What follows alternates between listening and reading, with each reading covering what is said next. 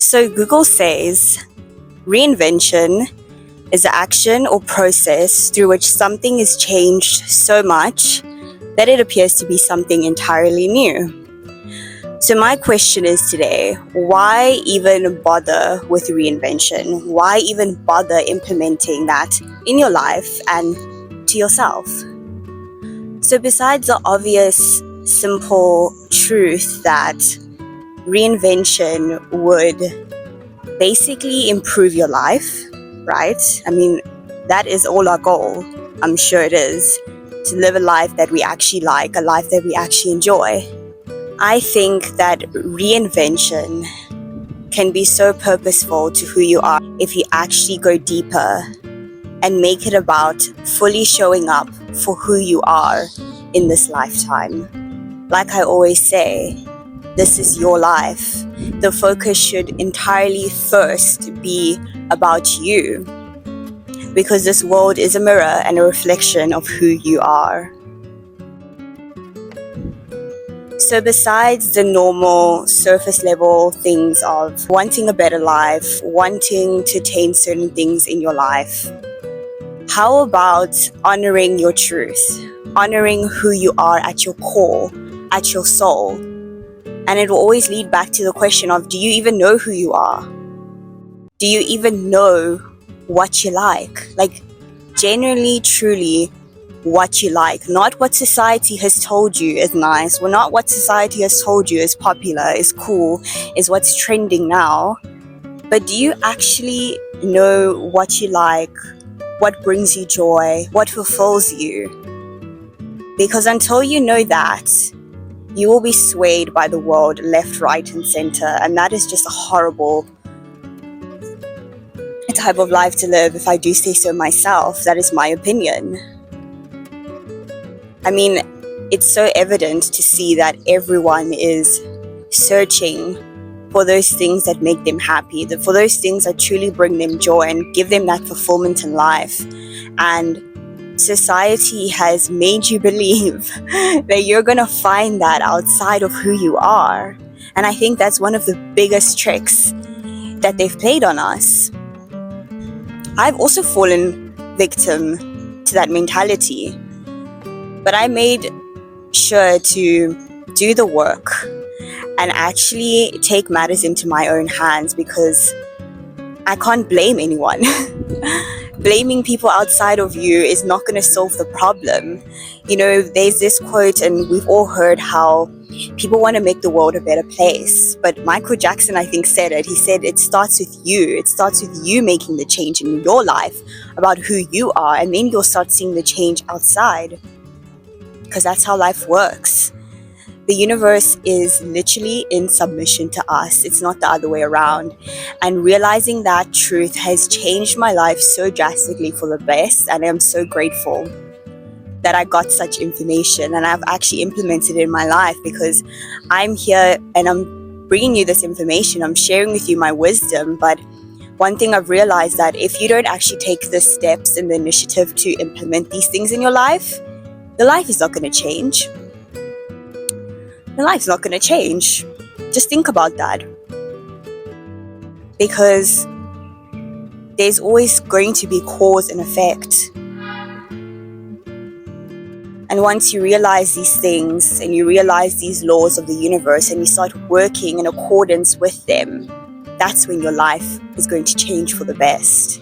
So back to my statement that I made earlier in this video about why even bother with reinvention. I think it's important for you to realize that at the end of the day, you're changing anyway. Nothing stays the same. Even seasons change. Without fail. Let that sink in.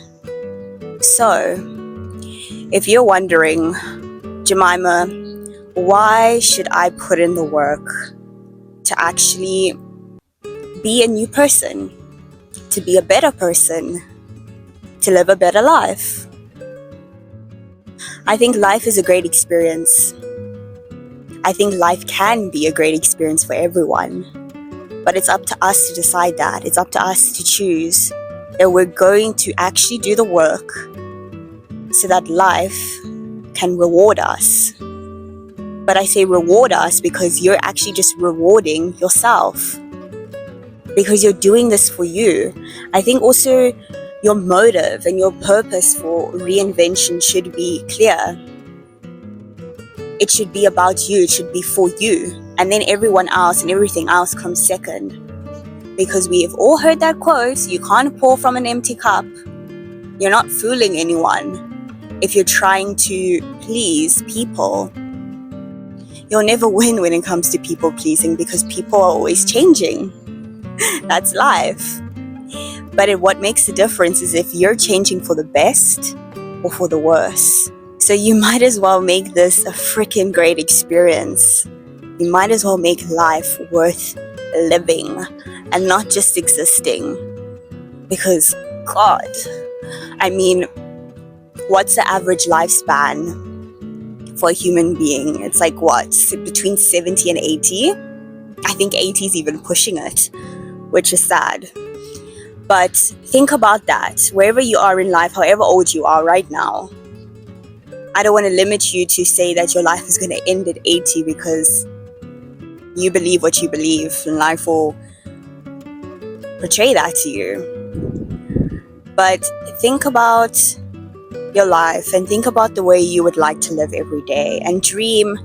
My goodness, dream. Once I actually got that information, that revelation of how we need to dream. We need to dream, and we need to dream big. Because when you have your dreams, when you have your imagination, that is the one thing, hopefully to God, that no one can take away from you. It's your mind. And actually realizing that your mind is what creates reality, not the other way around. That is why it's so important for us to dream. Why do you think society is trying to take away your attention, trying to take away where you put your focus? It's not coincidental. Don't think it's coincidental, because it's not. They don't want you to have time to think, to ponder about things of life, to really learn for the sake of actually wanting to take in the information and then implement it in your life so that it can change for the best. No, they want you to stay rigid. They want you to follow the basic, boring system. You know what it is. I don't need to point it out for you. But it takes someone who is actually going to stand up and say, no, I'm not going to follow society's norms. I'm not going to follow what society thinks is cool, what society thinks is normal, what society thinks is attainable. No. Are they my God? Are they God? Did they create me? Did they give the breath that is in my lungs right now, the blood that is flowing through my veins and pumping through my heart right now, the mind that I've been given to think, to create? Oh my gosh, no, they didn't. Hell no, they didn't. So check yourself. Who are you serving? Who are you serving? And then make the decision to actually say no.